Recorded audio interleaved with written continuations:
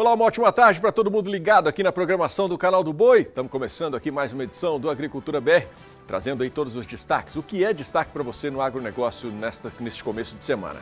No programa de hoje você vai ver as cotações para carne, soja, milho e café. E vai ver também que as chuvas não afetam o desenvolvimento da soja em Minas Gerais. A Faesp estima alta na produção de grãos em São Paulo. E o setor industrial encerra 2021 com bons resultados. No Agroclima, Renata Ferreira vai trazer informações sobre como a estiagem tem prejudicado as culturas no sul do Brasil. Bom, eu lembro a você que a nossa programação está disponível também para você pelo nosso universo digital. Você acompanha todos os canais, aqui todos os programas do Canal do Boi, ao vivo pelo universo digital, através do portal sba1.com, também pela página do Canal do Boi lá no Facebook.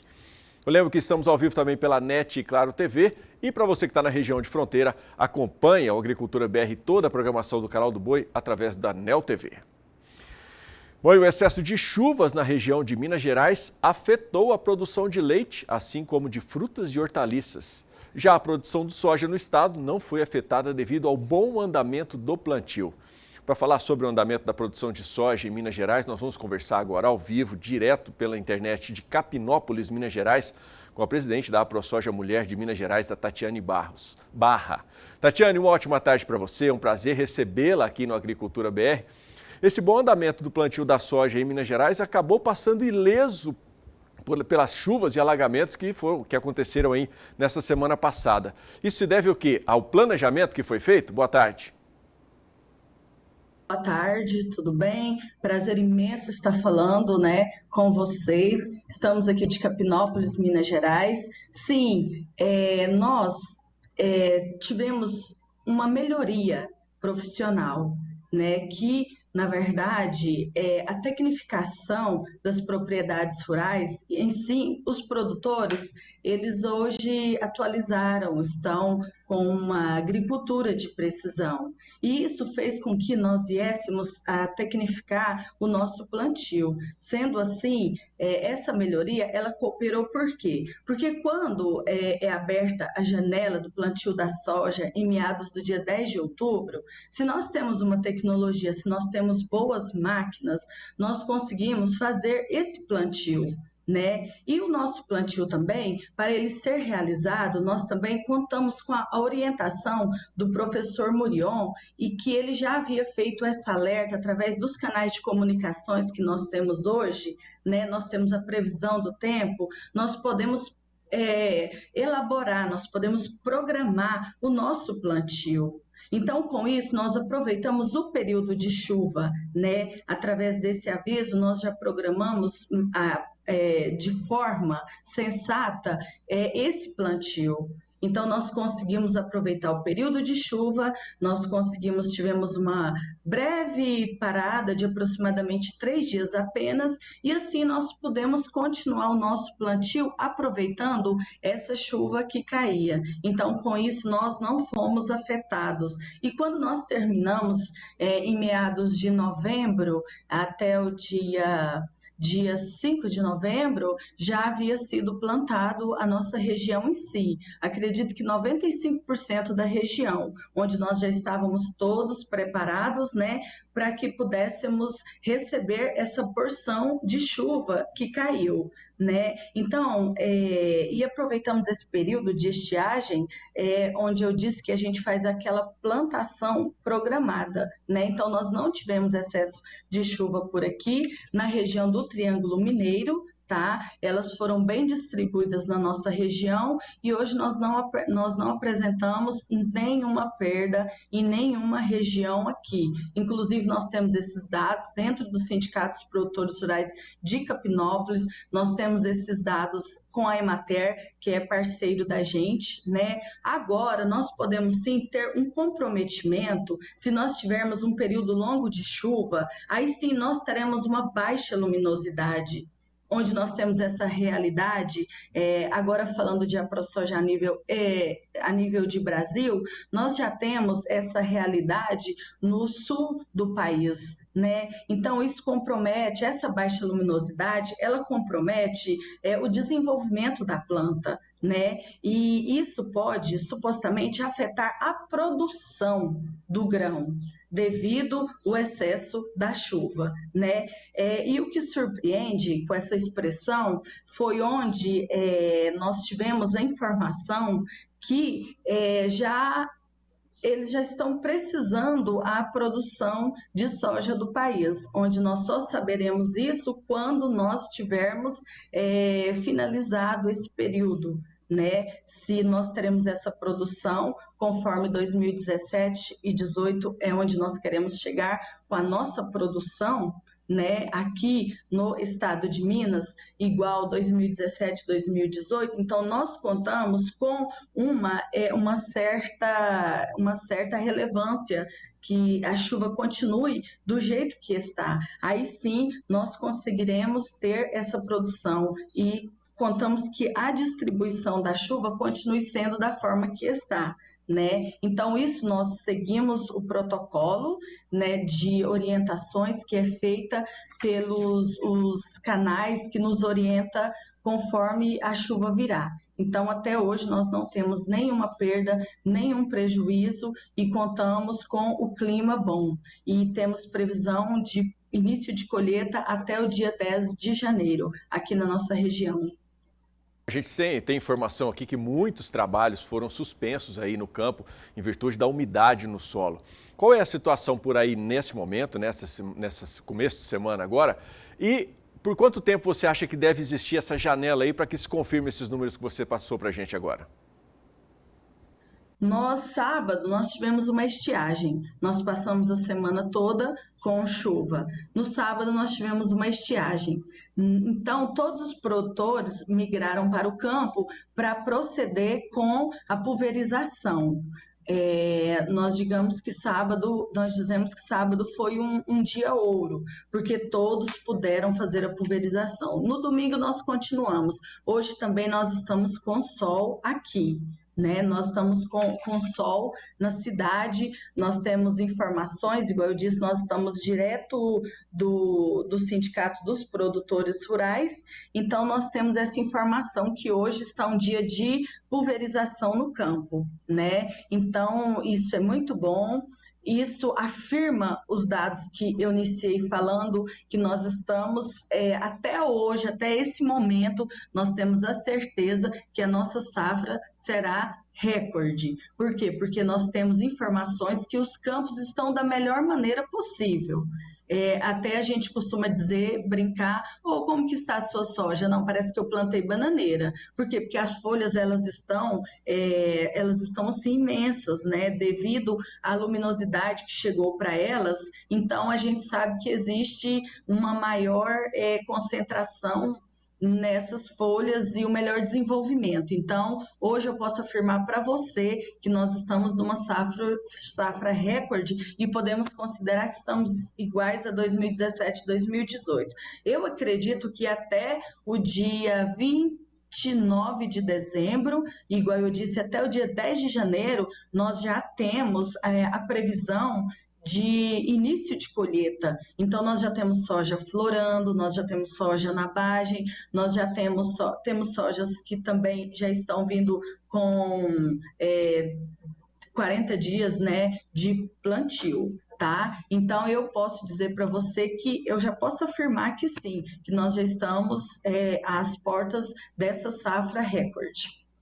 Além desse bom rendimento que você espera, que as coisas se confirmem, a expectativa também é de lucro para o produtor, né?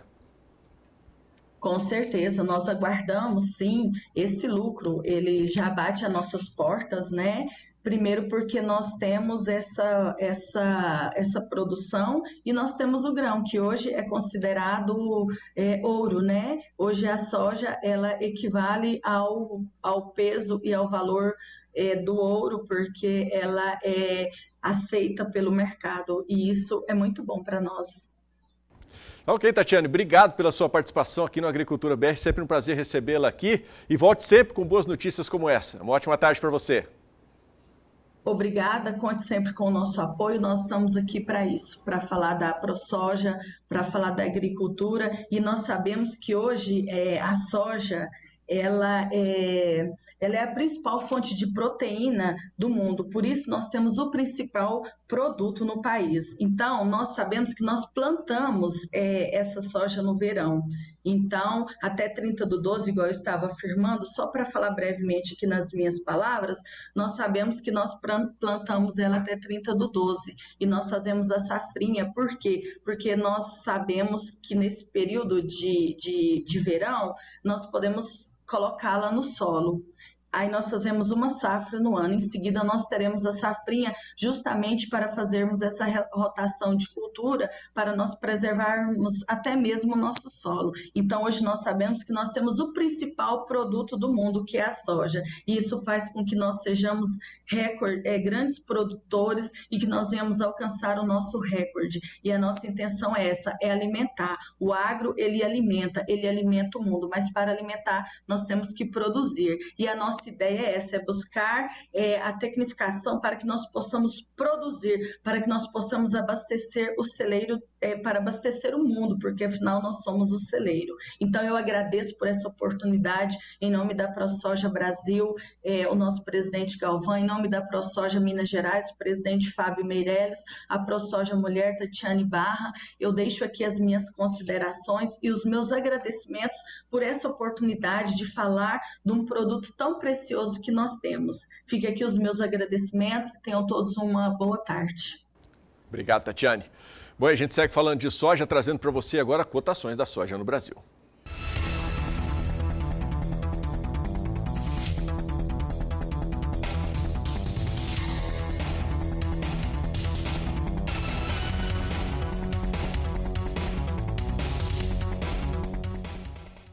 E ainda falando sobre a soja, a Federação da Agricultura e Pecuária do Estado de São Paulo, a FAESP, divulgou nessa última semana o terceiro levantamento de dezembro com resultados da safra 2021-2022 no estado de São Paulo.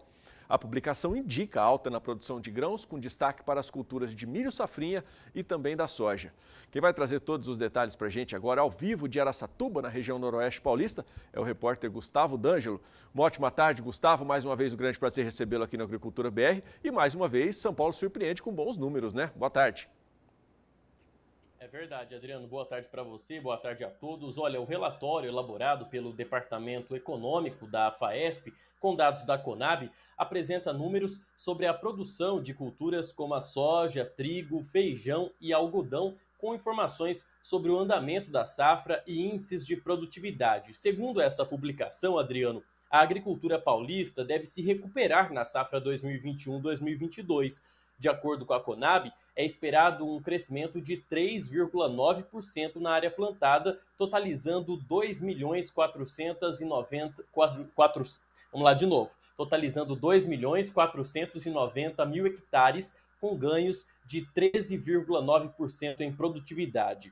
A produção deve ser incrementada em 18,3%, avaliada neste último levantamento em 10.250.000 toneladas.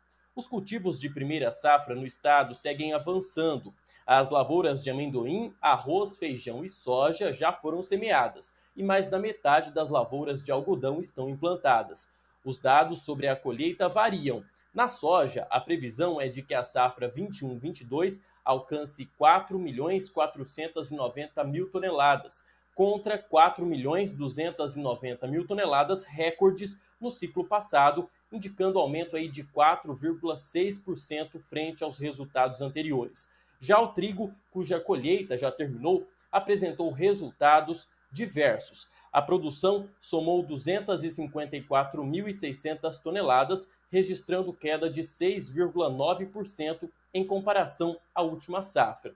A gente segue acompanhando, então, o andamento da safra paulista e o levantamento completo está disponível no site da FAESP, que é faespsenar.com.br. Adriano. Valeu, Gustavo. Obrigado. Ótima tarde para você.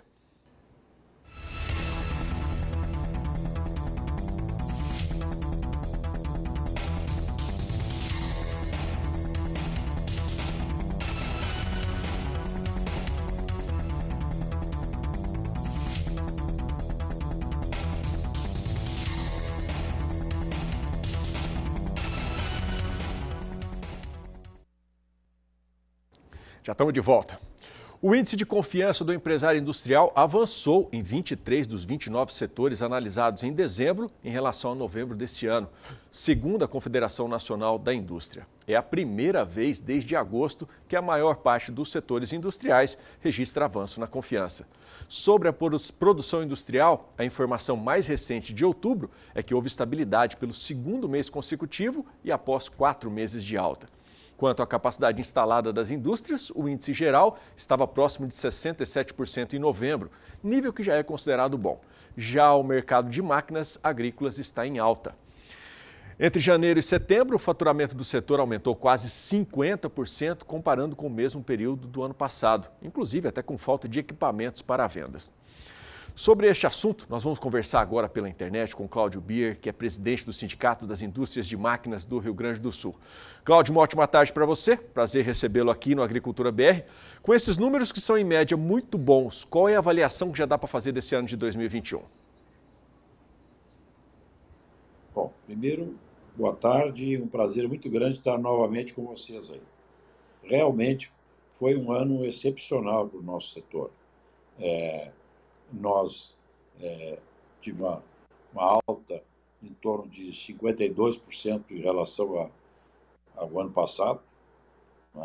Não tivemos uma alta maior por falta de componentes, porque pedidos as nossas empresas têm. Então, foi um ano muito bom, nós estamos satisfeitos. Uma pena que está havendo ainda essa falta de alguns componentes. Isso aí realmente nos atrapalhou um pouco, sem falar no preço exagerado do aço, e outros componentes que também subiram muito. Mas, no balanço do ano, nós tivemos um ano excepcional, porque nós tivemos em torno de 52% a mais do que o ano passado, mas o ano passado já foi um ano bom. Então, a régua subiu bastante. Nós não estamos com 50% em cima de um ano depressivo. Nós estamos em 52% em cima de um ano muito bom. Mas então, isso aí vem nos gratificar e vem nos animar muito. Como você sabe, aqui no Rio Grande do Sul, nós temos em torno de 52% das máquinas fabricadas no Brasil são fabricadas aqui no Rio Grande do Sul. Então, nós temos essa indústria pujante aqui, uma indústria que não parou, uma indústria que continuou empregando mesmo na pandemia, não paramos de criar vagas de emprego. Isso é a melhor coisa que tem para o empresário, é você ter empregos para oferecer. Então, nós estamos feitos, estamos contentes mesmo com esse ano que está terminando. De alguma maneira, esses números poderiam ter sido melhores se não fosse essa pandemia o ano passado e nesse ano, ou o senhor acredita que não teve interferência? Não, eles poderiam ser melhor, sim, se não houvesse falta de componentes. A pandemia em si não nos atrapalhou, porque o agro não parou, E as indústrias, como vocês sabem, a indústria, mesmo na pandemia, já usava EPIs, já usava afastamento, até porque a atividade exige. Então, a indústria de máquinas agrícolas e toda a indústria já estava, antes da pandemia, trabalhando com o que a pandemia exigiu. Então, nós não tivemos quase que interrupção nas nossas produções, porque o agro não parou e houve uma demanda muito grande por máquinas agrícolas. E, como você sabe, todo ano as nossas indústrias estão implantando novas tecnologias. E, com isso, o agricultor produz mais no mesmo pedaço de chão. Então, o agricultor está cada vez se modernizando mais e comprando sempre máquinas mais novas e mais modernas para produzir mais. Então, isso aí é que vem trazendo o nosso setor de máquinas agrícolas nesta maré boa que nós estamos vivendo hoje.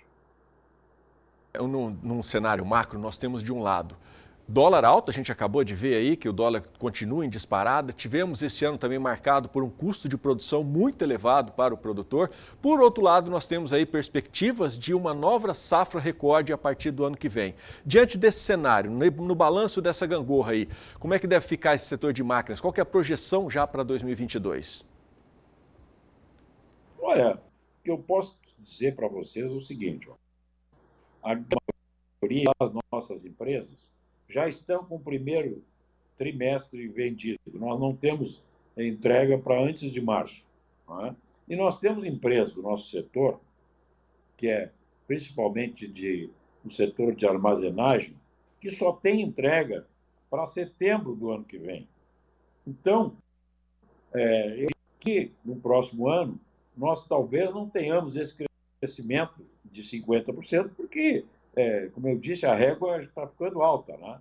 Mas vocês podem ter certeza que a indústria de máquinas agrícolas vai progredir mais ainda no ano que vem, porque, como você falou aí, as safras são boas e nós temos tido uma coisa que é difícil de acontecer, uma grande safra com um preço muito bom. Porque, normalmente, quando a safra é grande, o preço da commodity baixa. Mas nós temos conseguido manter grandes safras com grandes preços. Então, nosso agricultor está capitalizado, está investindo cada vez mais no seu negócio, porque ele sabe que o seu negócio é o melhor negócio que tem no Brasil. Então, isso aí nos ajuda muito e nós também estamos cada vez evoluindo mais, abrindo mais empregos, aumentando a nossa capacidade de produção para atender o agricultor certo na hora que ele precisa.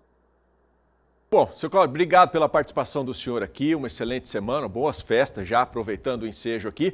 E as portas do Canal do Boi estão sempre abertas para que o senhor participe aqui, trazendo informações tão boas quanto essa para o setor. Muito obrigado. Muito obrigado, um bom Natal, um bom Ano Novo para todos vocês aí, todos os ouvintes de vocês. Um abração a todos. Um abraço, tudo de bom.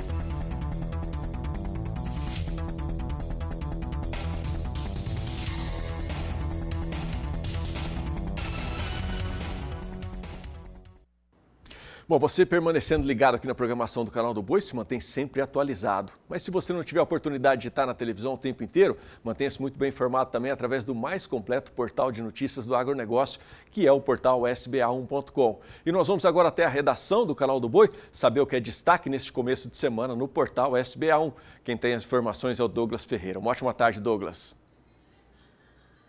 Olá, Adriano. Boa tarde para você e para todo mundo que acompanha o programa Agricultura BR. A liquidez do mercado do milho está baixa, segundo o boletim divulgado nesta segunda-feira pelo CPEA. Segundo o indicador, nesta época do ano, o ritmo de negociações é menor em virtude de alguns transportadores, armazéns e cerealistas que entraram em recesso aí por conta das festas de final de ano. Os vendedores, eles estão retraídos por conta aí Os vendedores, eles estão retraídos, focados no desenvolvimento das lavouras. Já os compradores, eles negociam apenas quando necessário, por conta dos estoques já abastecidos. Na Praça de Campinas, base do indicador CPE-Exalc, os preços caíram 1% entre o dia 10 e 17 de dezembro, fechando a R$ 87,18 a saca de 60 quilos na última sexta-feira. Além do baixo interesse de compra, a entrada pontual do milho do centro-oeste e do norte do país enfraqueceu os valores do cereal no mercado paulista. A notícia completa ela está disponível lá no nosso portal, o sba1.com. Adriano, é com você. Obrigado, Douglas Silvério, ao vivo, falando aqui sobre o portal sba1.com. Ótima tarde para você, Douglas. Bom, e agora é hora de saber sobre o tempo, como é que fica a previsão do tempo para este começo de semana. Está chegando aí o Agroclima, as informações com a Renata Ferreira. Boa tarde, Renata. Boa tarde, Adriano. Boa tarde a você também que acompanha a Agricultura BR. A falta de chuva tem preocupado e muitos produtores de soja e milho no sul brasileiro. O tempo mais seco, sol forte, baixa umidade do ar e ausência de umidade no solo tem afetado aí o desenvolvimento dessas culturas aí na região sul. E essas condições de pouca chuva vêm se acentuando desde a segunda quinzena de outubro e resulta em efeitos negativos às culturas. Os baixos volumes de chuva, quando ocorrem, não são capazes de mudar o cenário. E a previsão até o final do ano não é otimista, viu? Não temos previsão de chuva para a região. Pode chover somente em áreas do leste dos 3 estados, mas em áreas produtoras como noroeste e oeste do Rio Grande do Sul e oeste do Paraná seguem com tempo mais firme. No centro-oeste, as constantes invernadas também têm dificultado o crescimento das plantas pela falta de insolação. Os próximos dias continuam com céu nublado e chuva persistente, principalmente no leste aí de Mato Grosso e oeste de Goiás. A chuva reduz no estado de Mato Grosso do Sul. No sudeste, nesta semana, áreas de instabilidade aumentam sobre o norte de Minas e também Espírito Santo. A chuva continua nesses 2 estados com volumes em torno aí de 70 milímetros. Já em São Paulo, pouca chuva até o final do ano, as pancadas são mais irregulares e um pouco mais passageiras. Vamos dar uma olhadinha agora no centro e norte do país. Nesta semana, a chuva segue frequente em áreas produtoras do Mato Piba. E olha só, já no sul e extremo sul baiano, a chuva não dá trégua nesta semana, ainda são esperados acumulados na casa dos 70 milímetros. Adriano, daqui a pouco eu volto durante a programação com mais informações do tempo. Ótima segunda-feira a todos. Até já. Obrigado, Renata, por enquanto. Bom, e após o aumento da taxa básica de juros, a Selic, para 9,25% ao ano, o Brasil passou a trabalhar com a segunda maior taxa de juros reais do mundo. Para o brasileiro, o dinheiro está mais caro que na Rússia e na Colômbia, como mostra um estudo comparativo da Infinity Asset. Acima do Brasil, em primeiro lugar, estão as taxas de juros da Turquia. O economista Jason Vieira, autor desse comparativo, conversou sobre esses dados com Walter Puga Júnior. Acompanhe aí. E a taxa básica de juros subiu, já foi a 9,25% ao ano, é a última decisão do Conselho de Política Monetária do Banco Central. Bom, diante disso, Jason Vieira, como sempre faz, preparou uma tabela, vamos dizer assim, com os juros reais durante o mês de dezembro e mostra o Brasil aí com a segunda taxa de juro real maior do mundo, só perde para a Turquia. Jason, eu pergunto, nós estamos pagando muito caro pelo dinheiro? Sempre. O Brasil sempre paga caro pelo dinheiro, isso não é nenhuma novidade, mas perdemos aquele bônus que nós tivemos no passado de uma taxa de juros abaixo de 2 dígitos, que foi durante a gestão do ILA. Fizemos uma aventura no ano passado, uma taxa muito próxima a zero, com taxa real negativa por muito tempo, e agora estamos aí coletando as consequências de parte de um cenário internacional e de um cenário local de inflação muito pressionada, e levando aí nossas taxas de juros a um movimento muito pesado em termos de juros comparativamente em nível global. Não dá para comparar com as loucuras que a Turquia faz, porque a Turquia, essa semana, por exemplo, cortou de 17% a 14%, é sempre muito bagunçado lá. Mas se tirarmos a Turquia ali da conta, o Brasil é dos países emergentes quem está melhor pagando juros hoje em dia. O que é juro real? Vamos dar uma explicação para o telespectador. Quando você fala juros reais, porque você fez aí uma deflação, há um cálculo, né? Como economista, você apura bem os dados. O que é esse tal juro real? Se nós observarmos a inflação como algo que come a renda, digamos assim, se você ganha 10 mil reais no começo do ano, você não tem nenhum aumento de salário, no final do ano você tem uma inflação de 5%, você literalmente teve que pagar no seu conjunto de preços 5% a mais, ou seja, você perdeu 5% de seus ganhos. Então, para entender o quanto você tem de rendimento real de alguma coisa, você precisa deflacionar, retirar a inflação. E daí vem a questão dos juros reais. Os juros reais são a taxa de juros que foram pagas naquele período, excluindo o quanto efetivamente ocorreu em termos inflacionários. Daí você sabe quanto realmente você ganhou. E daí é, vamos dizer assim, a explicação mais simples e, vamos dizer, mais direta em relação a este tema. Bom, a taxa de juros no Brasil, no levantamento que você distribuiu para os colegas de imprensa, distribuiu para seus clientes, mostra que o Brasil está com taxa de juros real de 5,03%, acima da taxa da Rússia, acima da Colômbia, acima do México, e mostra que os Estados Unidos está com taxa negativa de 4,98%. Bom, pagamos muito menos lá nos Estados Unidos? Sim, pagamos muito menos, porque os Estados Unidos, além de ter uma taxa de 0,25, eles estão com uma inflação muito alta. Os juros deles é de 0,25 nominal e uma inflação superando 4%, ou seja, obviamente uma taxa real muito elevada. Mas eles são reserva global de valor, eles têm condições de passar mais tempo neste sentido, segurando uma inflação do que nós.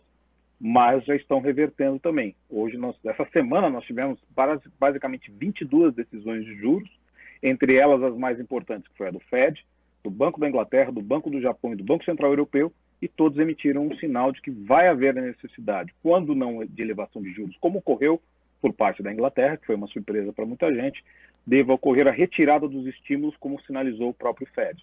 Ou seja, a tendência de agora em diante é que o mundo se volte a uma inflação da qual achou que era temporária, por um período muito longo, desprezando os riscos de se manter essa inflação elevada do jeito que ela ficou. O Conselho de Política Monetária, Jason, já sinalizou que deve, na próxima reunião, subir até 1,5 ponto percentual a taxa básica de juros. Nós estaríamos aí já passando os 2 dígitos, né? Isso vai encarecer muito dinheiro lá na frente? Alguns setores específicos acabam sofrendo, sim. Então, os setores que são dependentes de crédito, como o setor agrícola, é um deles, o setor automotivo e o setor imobiliário. São setores que acabam por sofrer muito. O setor de consumo é muito relativo, porque a taxa nominal de consumo, a taxa de juros por consumo já é muito elevada, né?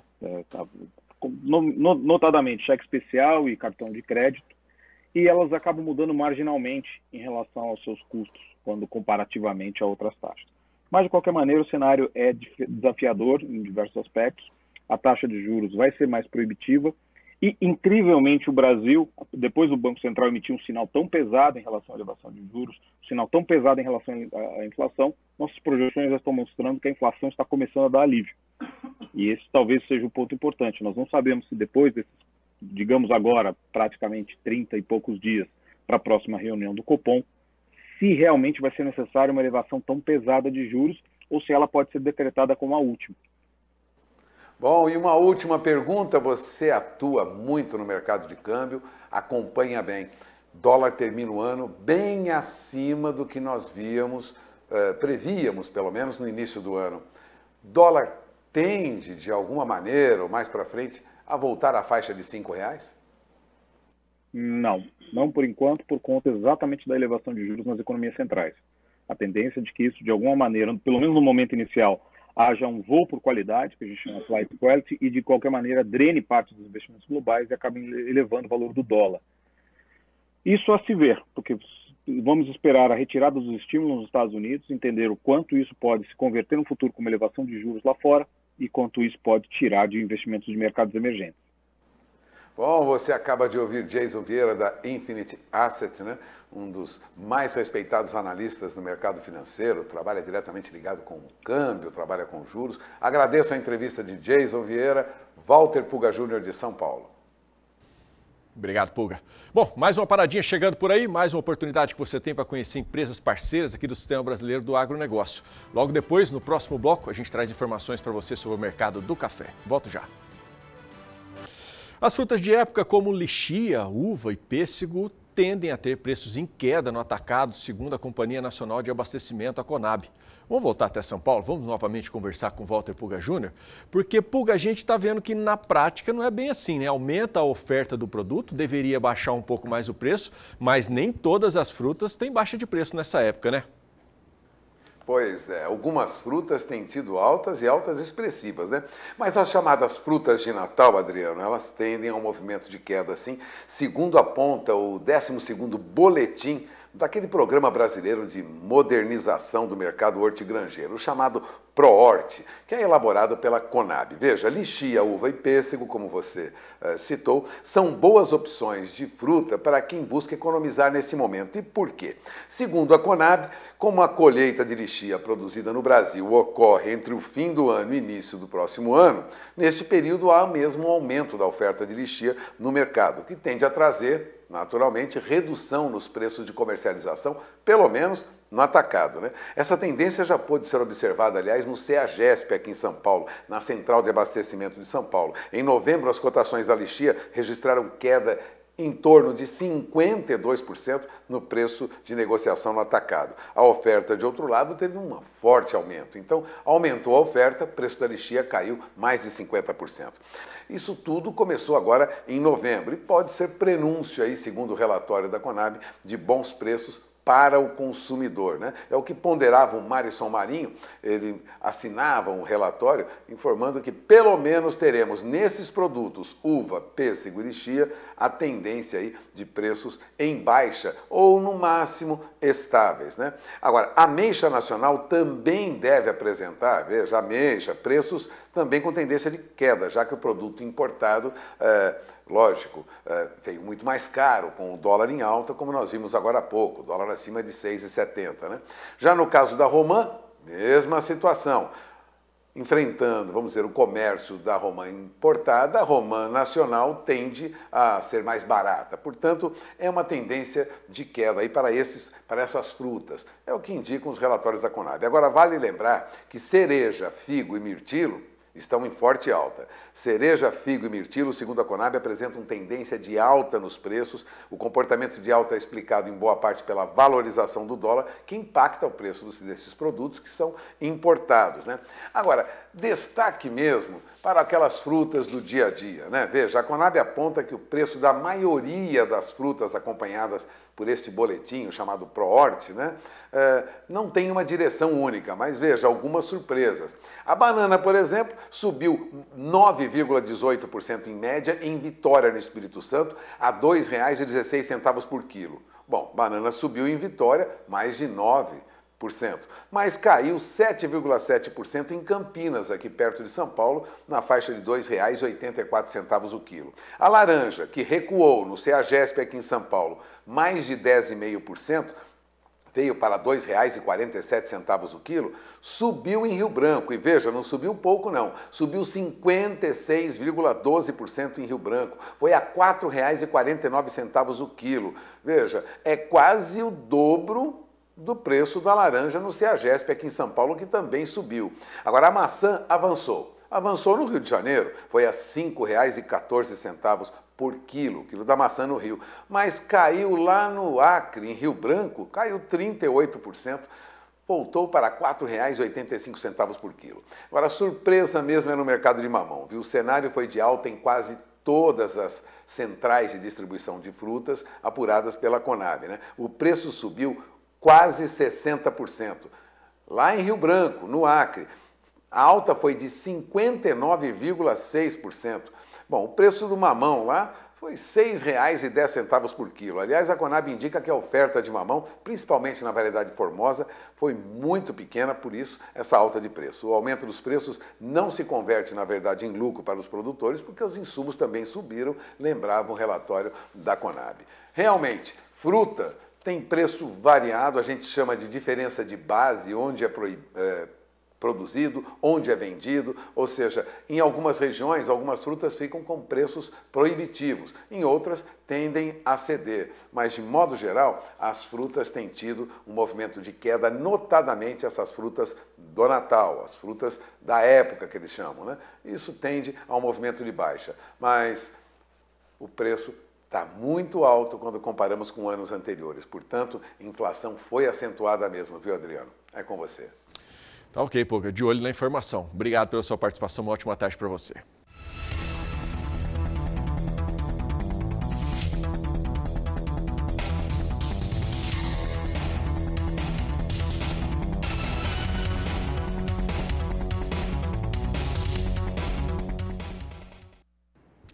Uma estiagem severa que atingiu a região pantaneira neste ano de 2021 causou grandes danos ao maior bioma alagado do mundo. A vegetação praticamente desapareceu, houve grandes números de focos de incêndio e os animais novamente padeceram pela escassez de água. O nível no Rio Paraguai, responsável pelo abastecimento de praticamente todo o Pantanal, caiu a níveis muito baixos, acendendo aí o sinal de alerta para a pecuária. Nós vamos ver agora, a partir de agora, a primeira parte de uma série especial que foi realizada pelo jornalista Vinícius Souza, com imagens do Gadiel de Barros, que conta um pouco dessa estiagem que assola o Pantanal. É a maior vazante em 121 anos. O rio, que já invadiu casas, hoje tem um dos menores volumes hídricos disponíveis. A extrema seca castiga o Pantanal. Desde o ano passado, o Pantanal, né, e o gado está passando por momentos assim, bem críticos, né, e também históricos. Estiagens como essa nós só presenciamos na década de 60. Né, então, principalmente a falta d'água para a dessedentação animal é o fator mais crítico. Né. Na década de 60, o nível do Rio Paraguai chegou a atingir 60 centímetros negativos, uma das maiores baixas registradas. Em 2021, o registro foi de 61 centímetros negativos. Quando o Rio Paraguai está muito baixo, a planície também vai ficar muito seca. Né? Todas as áreas então, que acumulavam água, os corichos, as vazantes, nem tanto, mas principalmente os corichos, eles tendem a secar também. E isso leva então a uma diminuição de água disponível para o gado, a água natural ali do campo. Né? A alternativa, em muitos casos, é adotar medidas como poços artesianos, açudes, tanques. Tudo para garantir que a pecuária vai conseguir passar por essa fase. O início do período das águas pode ajudar a amenizar a situação, mas ao que tudo indica, as chuvas não serão suficientes. Existem alguns meteorologistas que estão falando alguma coisa de influência de laninha, que pode vir a influenciar, mas principalmente na Amazônia Oriental, lá na Amazônia Oriental e no Nordeste. Para essa região aqui do Pantanal, as previsões são de chuvas na média ou abaixo da média para a maior parte da bacia. É direto do Pantanal sul-mato-grossense que eu encerro essa reportagem. Até a próxima. Tchau, tchau. Bom, essa é uma reportagem especial, foi gravada no período de seca ocorrida no Pantanal. A situação por lá, graças a Deus, já mudou desde o fim da estiagem em novembro. Bom, e tem mais intervalo comercial chegando por aqui, esse é rapidinho mesmo. Daqui a pouco a gente traz para você as últimas informações desta edição do Agricultura BR. Fica por aí. Presta atenção nessa história muito bacana. A repórter Kali Rodrigues preparou uma matéria que mostra um pouco da história de uma produtora de cacau que decidiu, depois de muitos cursos e planejamento, produzir cacau fino. Para isso, ela precisou mudar a forma de cultivo da lavoura do pai, que é responsável pela produção lá na Bahia. Olha que história bacana, confira aí. A história vem do interior da Bahia. A labuta do senhor João Santana foi sempre na roça. No começo, ele até imaginava que plantar mandioca daria mais lucro que cacau. A filha Josiane, após voltar de uma viagem internacional, começou a se inteirar do negócio do pai. E foi aí que tudo mudou. Meu primeiro grande desafio foi convencer meu pai de que o cacau que ele fabricou a vida inteira não era tão bom assim. E aí, eu como filha de cacauicultor, logo acionou aquele gatilho, né? Poxa, eu vou aprender como se faz para ajudar o meu pai. Aí eu fui em busca de cursos, né? Na área, fiz vários cursos voltados para a produção de cacau fino. Aprendi e viajei para a Bahia, né? Na safra de 2019. Para aplicar o processo na roça do meu pai. Processo aplicado, as coisas foram se ajeitando. Então, o cacau hoje convencional, ele é comercializado na balança comercial de em torno de 150 a 200 reais. E o cacau fino pode chegar até 1.600, 1.800 reais na exportação. Então, a minha ideia era fazer com que meu pai ganhasse mais. E aí, fizemos o primeiro lote na safra de 2019. Quando eu recebi o resultado, tinha ficado um grão não só fino, mas fino com excelência. E aí eu falei, não quero mais comercializar, eu quero fabricar chocolate. Para mais uma mudança, seria necessário uma comunicação direta entre pai e filha. Uma internet que conectaria simultaneamente campo e cidade. A barreira foi vencida. Aí, antigamente, nós estávamos com o celular, na hora quando ia conversar, cortava a voz, tinha hora que não tinha. Aí encontrei uma internet que era possível colocar no campo. Porque até então eu não tinha conhecimento que era possível uma pessoa na roça estar conectado, na fazenda estar conectado. E pesquisando, eu conheci a HughesNet, e aí foi uma emoção nossa, né? Porque aí eu tive que ensinar minha mãe também a mexer, e aí facilitou tudo, né? Eu voltei à esperança do cacau. Ela fica lá botando lá e eu fico lá botando para ela lá o cacau e tudo. No último censo agropecuário realizado pelo Instituto Brasileiro de Geografia e Estatística, IBGE, em 2017 foi divulgado que das 5 milhões de propriedades rurais brasileiras, 72%, mais de 3 milhões, não têm acesso à internet na propriedade. Por isso que ter ligação ao cenário tecnológico é necessário. Com o nosso serviço, ele tem um sinal e aí vende a sua produção, começa a ter um serviço de e-commerce, né? Graças à nossa internet. Ou, além disso, ele pode se qualificar lá na fazenda dele, né? na terra dele, sem precisar sair. Ou pode saber como é que estão as condições climáticas, ou a saca do produto que ele vende. Enfim, é um mundo de oportunidades que a internet leva e a gente fica muito grato em poder estar oferecendo isso para o Brasil e para o produtor rural. De Campo Grande, Kaile Rodrigues. Bom, e essas eram as informações que eu tinha para você nesta edição do Agricultura BR. Agradeço demais a sua companhia. Te espero amanhã para mais uma edição aqui do Agricultura BR. Até lá, tchau, tchau.